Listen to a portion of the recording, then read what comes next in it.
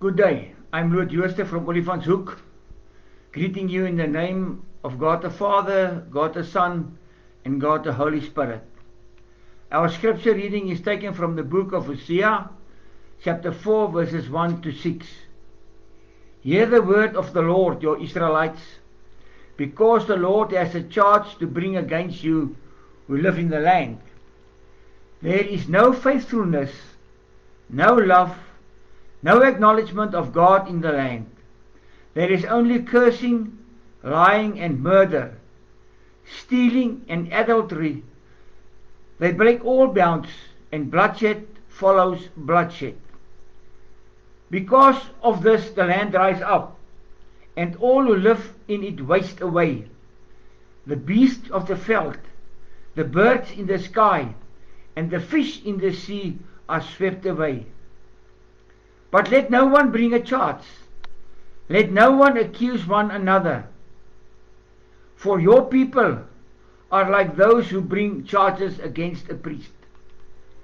You stumble day and night, and the prophets stumble with you. So I will destroy your mother. My people are destroyed from lack of knowledge. Because you have rejected knowledge, I also reject you as priests. Because you have ignored the law of your God, I also will ignore your children. That ends our scripture reading for today. I just want to stress again verse 6. You stumble day and night, and the prophets stumble with you. So I will destroy your mother. My people are destroyed from lack of knowledge. Because you have rejected knowledge, I also reject you as priests. I want you to take a very serious note of this. My people are destroyed from a lack of knowledge. Because you have rejected knowledge, I also reject you as priests. Let us pray.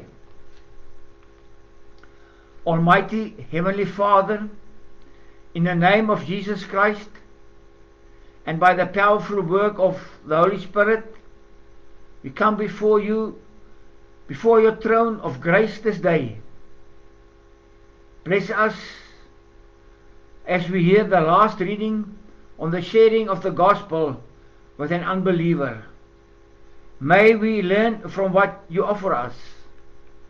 Let all things happen to the honor and glory of your great name, and to the expansion of your kingdom. Amen. Now for the last time today, I'm going to give you a run through of the presentation of the gospel to an unbeliever. The regular listeners, please be patient with me and listen again. It can only make you a better equipped soldier for God. Now the spreading of the gospel is Holy Spirit dependent. We can only share the gospel under the guidance of the Holy Spirit. Therefore, pray every day that the Holy Spirit will show you with whom to share the gospel. Pray for the Holy Spirit's guidance as you share the gospel with a person. Without the Holy Spirit's presence, we cannot do it. We cannot go it alone. We need the Holy Spirit by our side. Pray for the power of the Holy Spirit, for the right words and the right presentation. Pray for the receptivity of the gospel by the person with whom the gospel is shared. After sharing the gospel, always give thanks to the Holy Spirit in prayer for what He has done on that day. Establish a friendly relationship with the person that you want to talk to or want to share the gospel with through sincere interest in the person's life, by sincere listening to the person, and shows comfort and shows caring for the person's problems. Permission to ask the diagnostic questions is very important. You cannot just go around and ask the person personal questions about his beliefs. We have to ask first permission to ask the diagnostic questions. And the diagnostic questions is, number one, you ask the person, Have you come to the place in your spiritual life where you know for certain that if you were to die today, you would go to heaven? And after you've received this answer, you ask him a second question.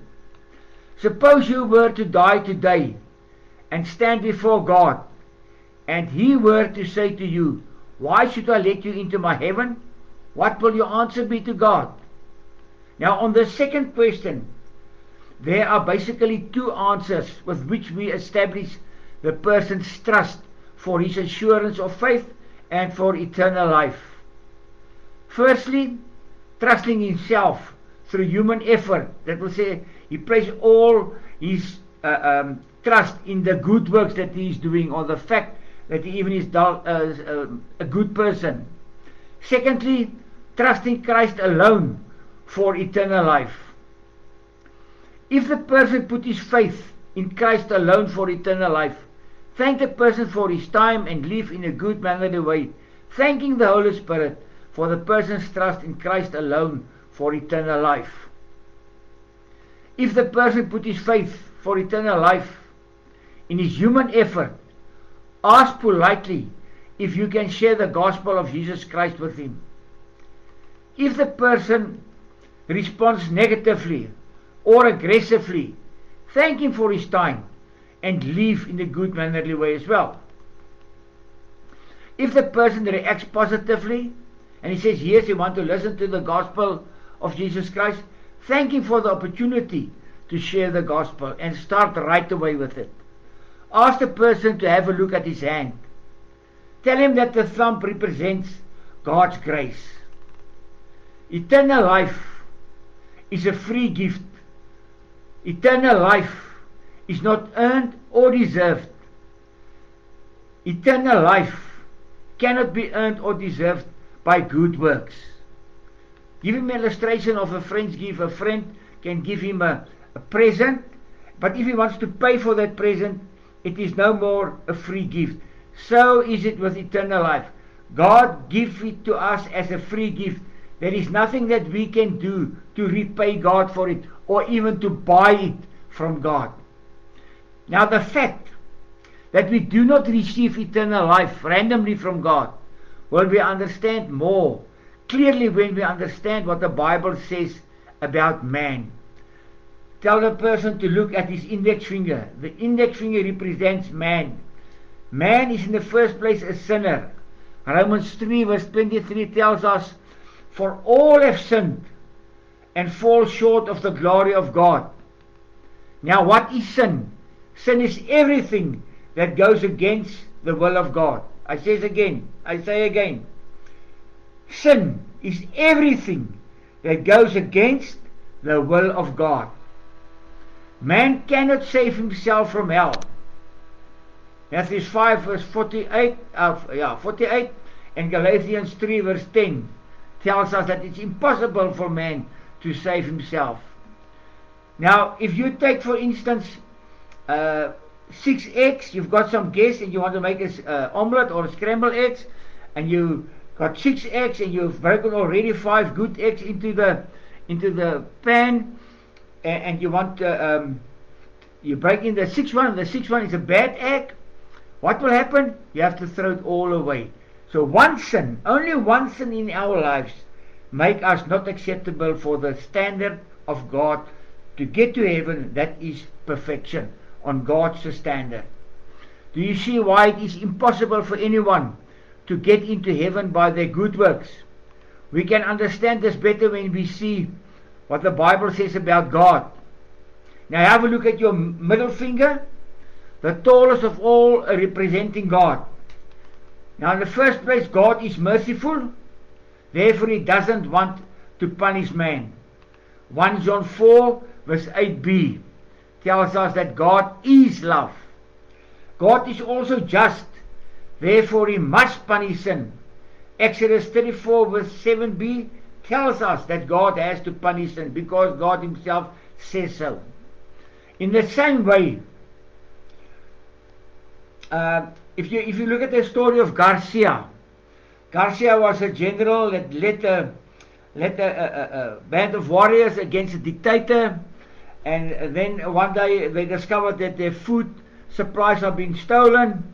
And Garcia said that the person that will be caught of stealing the food will be punished severely by corporal punishment. To make the story short, his mother was the one that was stealing the food. She was 83 years old, and now Garcia has to fulfill his promise to his people. He has to be just, he has to punish his mother, but he also knew that if he punished his mother by corporal punishment, she would surely die. And he went and he took the punishment in the place of his mother so that she can live. Now in the same way, God satisfies his justice and proved his love in the person for us by Jesus Christ, or through Jesus Christ. The fourth finger is the ring finger, also known as the relationship finger, representing Jesus Christ. Now who is Jesus Christ? He is infinite God man. John 1 verse 1 and verse 14 tells us that Jesus was at the same time man and God, and that he was God, and that he was forever with God in heaven, God the Father in heaven, and that he came down to the earth to live as a normal, fully man, so that he could take the punishment for us as a man on earth for our sins. Now what did he do for us on earth? He died on the cross to pay the penalty of our sin, then rose from the dead, and now gives us eternal life. Isaiah 53 verse 6 tells us that we have all gone astray, far away from God. The gift of eternal life is received by faith in Jesus Christ alone. There it comes. The gift of eternal life is received by faith in Jesus Christ alone. Look at your last finger. You see the pinky, the small one at the end. The pinky, but it is for sure not the least of the fingers. The pinky is representing faith in Jesus Christ alone for your salvation. In Jesus Christ alone for eternal life. Faith is more than mere head knowledge. It is more than normal temporal faith. It is trusting in Jesus Christ alone for eternal life. The motive for godly living is gratitude. You don't live by good works to go to heaven. Never, never, never.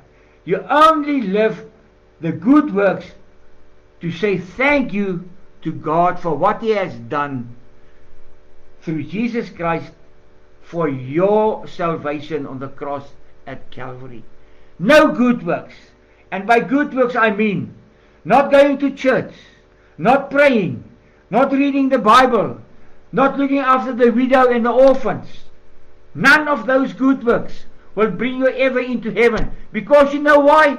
Unbelievers also do that work, and they don't bring them into heaven. It is only faith in Jesus Christ alone for eternal life that will ever, ever bring you into heaven. Now, this brings us now back to the fact, what do we do now? We have explained the whole gospel, from that is only by the grace of God, that man cannot receive eternal life because of his sins. But then God interfered. God is love. He doesn't want to punish the sinner, but he is also a just God. He has to punish the sins. But he sent us Jesus Christ, who is also God, but became fully man, to live amongst us and to teach us about God's new kingdom that is coming, but also to pay for our sins on the cross at Calvary. And that we can only receive eternal life by faith in Jesus Christ, by faith in what he did at the cross of Calvary, and because of his resurrection. He is the conqueror of death, sins, and the Satan. That is what we have to believe. Now, if you look at Acts 3, 2 there, verse 37, this is the day of the Pentecostal, when the Holy Spirit was poured out on the apostles. Now, I'm going to read you that verse. Now, when the people heard this, that is the people that were listening to Peter and the apostles. They were cut to the heart and said to Peter and the other apostles, "Brothers, what shall we do?" These people, they were anxious to make a commitment for Jesus Christ. And that's why we have shared the gospel with this unbeliever that we were talking to get a commitment from him through the work of the Holy Spirit to accept Jesus Christ in faith as his only hope of getting into heaven or to receive eternal life, to accept Jesus Christ as his only Savior. The commitment to Jesus Christ is the hinge part of your presentation. The focus of this presentation is now redirected from what you share to the person's response to the gospel. You've shared the gospel now. Now you are waiting and leading the person to a response on the gospel that you have just heard. A commitment is not a work to boast of, because it is not you.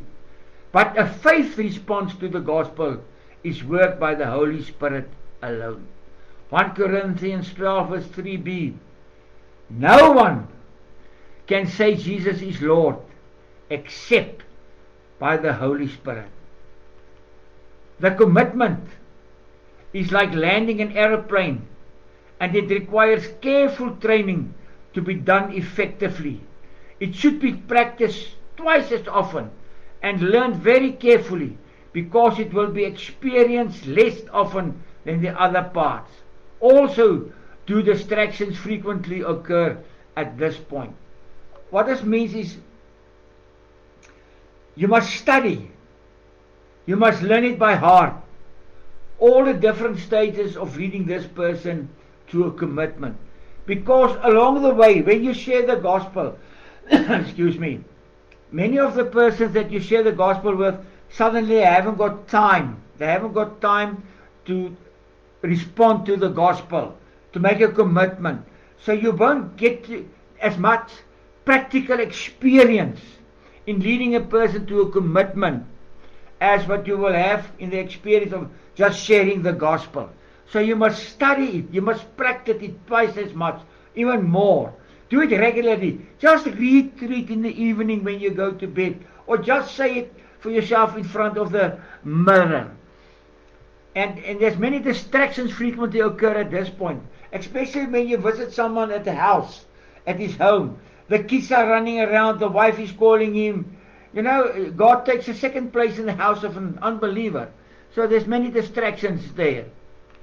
Many witnesses, however, won't ask directly for a commitment from the listener because they are not well prepared, because of less practice in the practical side of it, because you don't get to there very often. Witnesses are also afraid that they have lost the listener somewhere along the way in the presentation.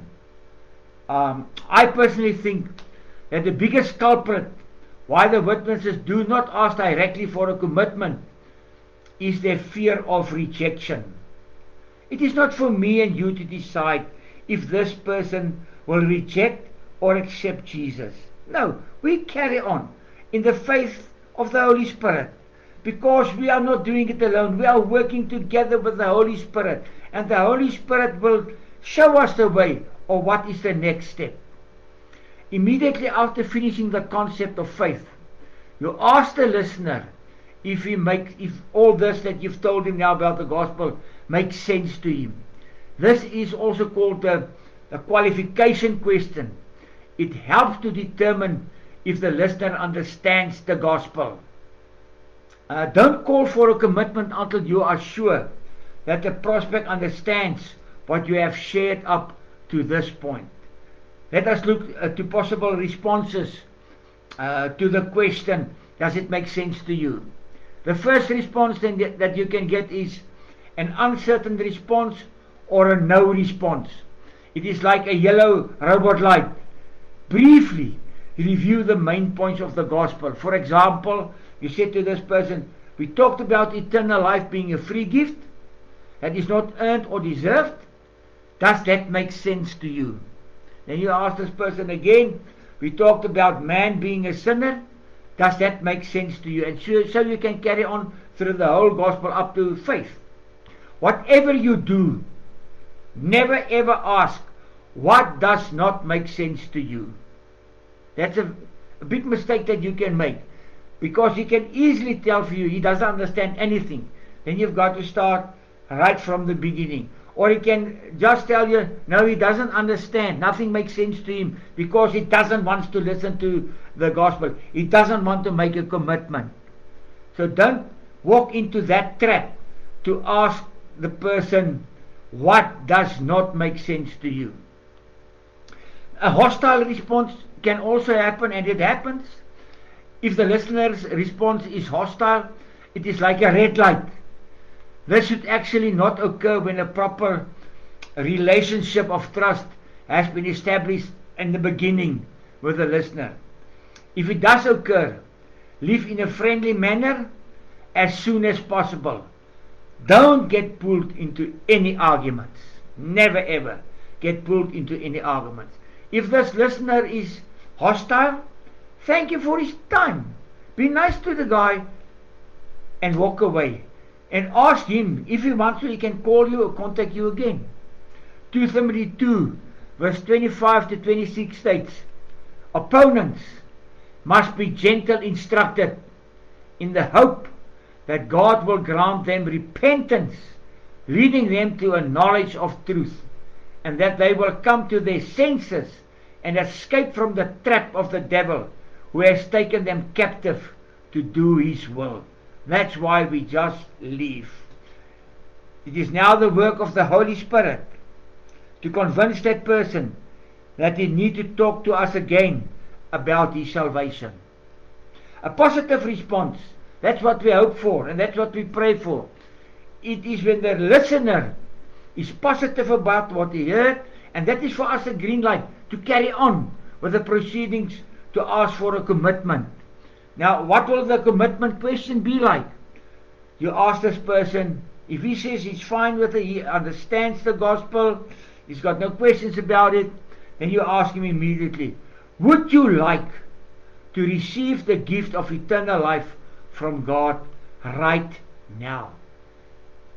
Please, if you're witnessing for the first time and you got so far, don't stumble here. Ask the person straight. Would you like to receive the gift of eternal life from God right now? You have to ask that person. This is actually the crucial moment that can cause the inexperienced witness to be tense. That is why it is important to be in contact with the Holy Spirit the whole time by silent prayer, and know exactly how you are going to ask for a commitment. Don't be afraid. Ask him straight. The importance of this question may be highlighted by leading into it with the statement, I myself prefer to lead with this statement. You have just heard the greatest story ever told about the greatest sacrifice ever made by the greatest person, Jesus Christ, who ever lived. And this raises the greatest question you will ever have to answer. Would you like to receive the gift of eternal life? It's very easy to learn. It's all about the greatest. I'm going to read it to you again. Excuse me. You have just heard the greatest story, that is the gospel of Jesus Christ ever told, about the greatest sacrifice ever made. A sinless man died for sinners at the cross of Calvary by the greatest person who ever lived, Jesus Christ. And this raises the greatest question you will ever have to answer. Would you like to receive the gift of eternal life? Can you see? You are coming out of the gospel explanation on the same theme which you entered, eternal life. You started with eternal life. You told this person, grace, eternal life is only by grace, by God's grace, and it is a free gift. It cannot be deserved or earned. And now, after you've explained the whole gospel to this person, you ask him, would you like to receive the gift of eternal life? You go back from the pinky to the thumb. Via Jesus, God, the fact that man was a sinner, you end up with grace that gives you the gift of eternal life. You ask this person now, would you like to receive the gift of eternal life? You are coming out of this gospel and you are going back to eternal life.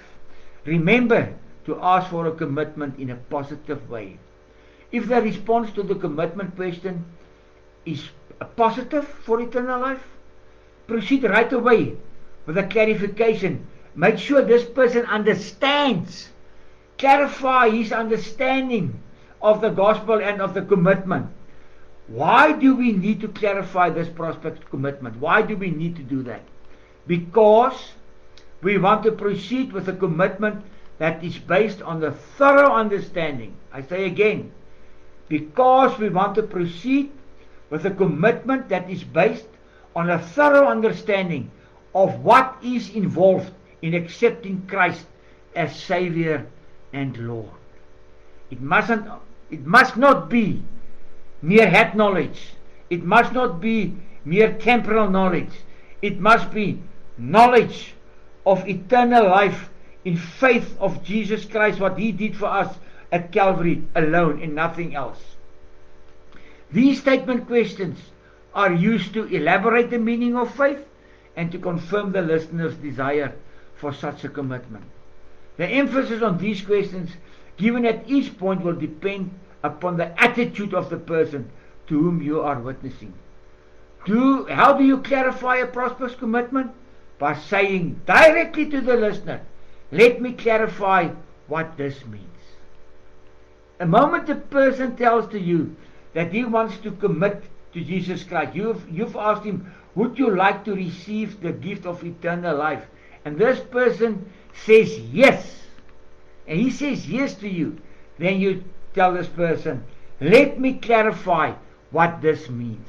Number one, it means that you are going to transfer your trust from what you have been doing to what Jesus Christ has done for you on the cross. I say again, you tell this person, it means that you are going to transfer your trust from what you have been doing to what Jesus Christ has done for you on the cross. Now you ask this person the following questions. Are you willing to turn away from what you believed would get you eternal life and transfer your trust to Christ alone for eternal life? Are you willing to turn away from what you believed would get you eternal life and transfer your trust to Christ alone? He tells this person, to commit to Jesus Christ alone for eternal life also means that you receive the resurrected and living Christ as your Savior. John 1 verse 12, yet to all receive Him, to those who believe in His name, He gave the right to become children of God. Revelation 3 verse 20, here I am. I stand at the door and knock. If anyone hears my voice and opens the door, I will come in and eat with that person and they with me. Ask the listener if he would like to ask the living Christ to come into his life as his Savior. If the listener's answer is yes, make the following statement to the listener. Picture a throne room in your heart. Jesus wants his rightful place on that throne. Jesus wants to sit on the throne in your heart. Ask the following question to the listener. Are you ready and willing to receive Christ as Lord and to yield your life to His control? That is a very, very important question. Are you ready and willing to receive Christ as your Lord and to yield your life to His control? If the answer is yes, put the following statement to the listener. You tell the listener, Jesus also commands us to repent. That means a willingness to turn from what you have been doing that is not pleasing to Him and turning to God to follow Him as He reveals His will to you in His Word. This is a long statement you have to make to this listener. I'm just going to give it to you again. You tell this listener, Jesus also commands us to repent. That means a willingness to turn from what you have been doing that is not pleasing to Him. That means simple, just turn away from your sins. That's what it means. That means a willingness to turn away from what you have been doing that is not pleasing to Him. Turn away from your sins. And turning to God to follow Him as He reveals His will to you in His Word. Ask the listener if he is willing to repent of his sins and to follow Jesus. If the listener's answer is yes, ask him if you can lead him in prayer and that he, by following you, can ask God for forgiveness of his sins. The gift of eternal life is received by faith. Prayer is one way of expressing faith in Christ. Romans 10, verse 8 to 10 and verse 13. The Word is near you. It is in your mouth and in your heart. That is the message concerning faith that we proclaim. If you declare with your mouth Jesus is Lord and believe in your heart that God raised Him from the dead, you will be saved. For it is with your heart that you believe and are justified, and it is with your mouth that you profess your faith and are saved. For everyone who calls on the name of the Lord will be saved.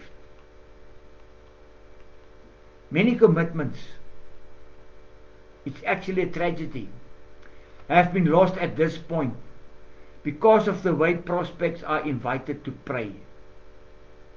Now I will give you must remember one thing before I get there. You must remember one thing. This prospect maybe have never in his life prayed.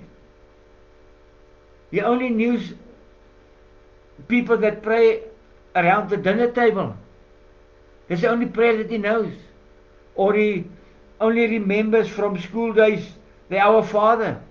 But he himself has never personally contacted God through prayer.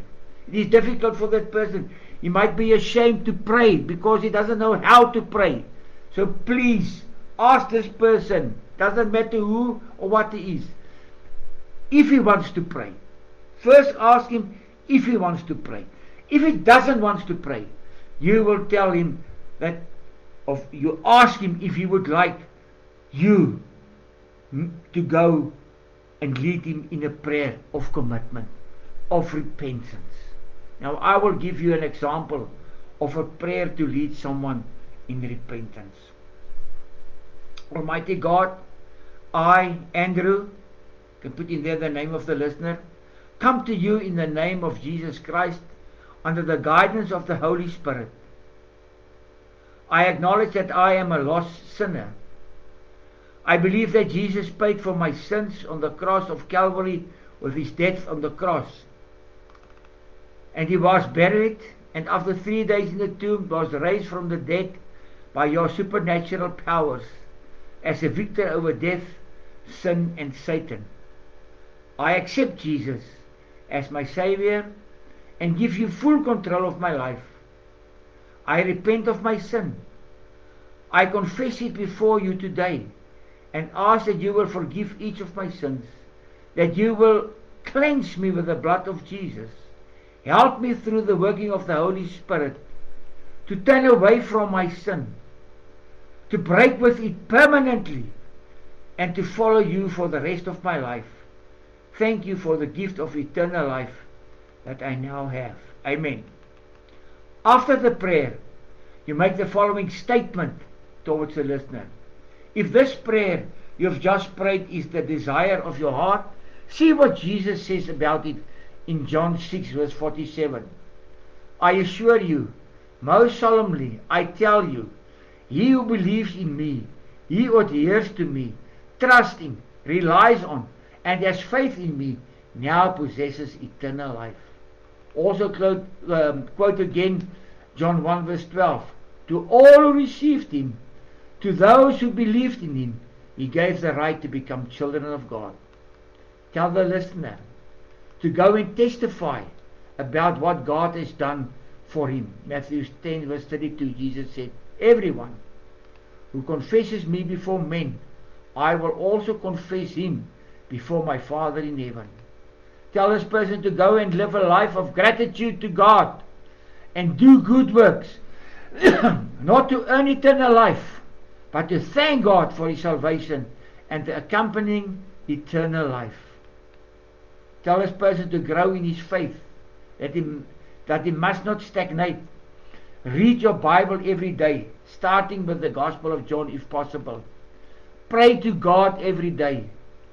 Worship regularly in a congregation where the Word of God is preached purely. Mix with fellow believers, which is very, very important, so that you can also grow your faith with them. Say goodbye in a mannerly way to this person and keep contact with this person. If it is possible for you, the witness, invite the listener to visit your or his church together after a week. One very important point, never ever visits a prospect alone. Always go in a group of at least 3 persons or mixed sexuality. Very important. Never visit a prospect alone. Always go in a group of at least 3 persons of mixed sexuality. It is an evil world out there. Your companions can also lift your hands up high through prayer during the presentation while you are busy presenting the gospel. They can pray the whole time. This presentation that I've been giving to you now the past 3 weeks usually takes about an hour and is only used when you make an appointment with a prospect to come and visit him or her. When you are doing street evangelism, it is a different approach because of the time factor, as well as the fact that you need to carry tracts with you. During street evangelism, or evangelism at your work, or the garage where you fill your motor car with petrol, or in the row at the pay point in the supermarket, you mostly act as a sower of the gospel, the farmer that sows the seed. Some of those seeds that you sow there, in the row at the supermarket, or at the petrol point, at the garage, or at your work, will fall in good soil, and it will grow, because God will water that plant, and God will help that plant grow in full in salvation. This is where the hand gospel, GPS, comes in super handy. I want you to go and learn this hand gospel by heart. The thumb stands for the grace of God. The index finger points to the man. Man is a sinner. The middle finger points to God, that is love, but He's also just.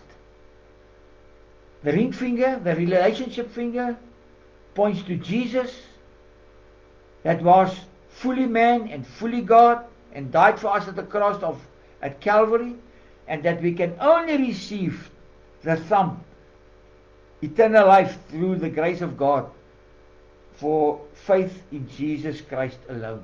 That's how it works. That is all for today.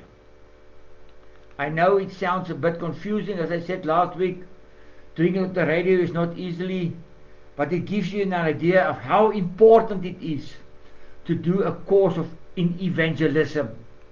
I am completely willing to come and present such a course at your congregation. I read again to you Isaiah 4 verse 6. My people are destroyed from a lack of knowledge, because you have rejected knowledge. I also reject you as my priest. You cannot go out there and share the gospel if you don't know what to say. Remember, the moment you go out there and share the gospel, you are a priest. You have to have knowledge. You have to know what you talk about. You must do a course in evangelism. Please. Any course. You don't have to call me. You don't have to contact me. The moment you can get hold of a course that is spreading the gospel pure, join that course. Learn how to evangelize. Because that is what God sent us for. He told us, go and teach them what I have taught you. You've got to be obedient to the God that you love, because He loves you first. You cannot be disobedient to the Great Commission of God. But you cannot do the Great Commission if you don't know how. You are in the position to do it because it is offered to you. My email address, all small letters, Loot Jooste, L-O-O-T, T for Tango, Jooste, J-O-O-S-T-E, 89 @gmail.com. Or you can call me on my cell, 081 861 081 861 8629. I give you my cell phone number again, 081 861 8629. Please, only SMS me or WhatsApp me on Telegram messages as well. Just type the word course and I will contact you. I'm also working during the day and I'm doing sensitive work, so I can't be hindered when I'm in office. Let us pray together. Thank you, Lord, for the wonderful opportunity we had to gather around your word again. May we receive grace from you, that each of us will be led by the guidance of the Holy Spirit to those who need to receive the soul-saving message of the gospel and thereby also receive eternal life. Help us on a moment-by-moment basis to be obedient to your great commission. In the name of Jesus Christ, to you, our Heavenly Father, all the glory. Amen. Until we meet again, enjoy life with and for God.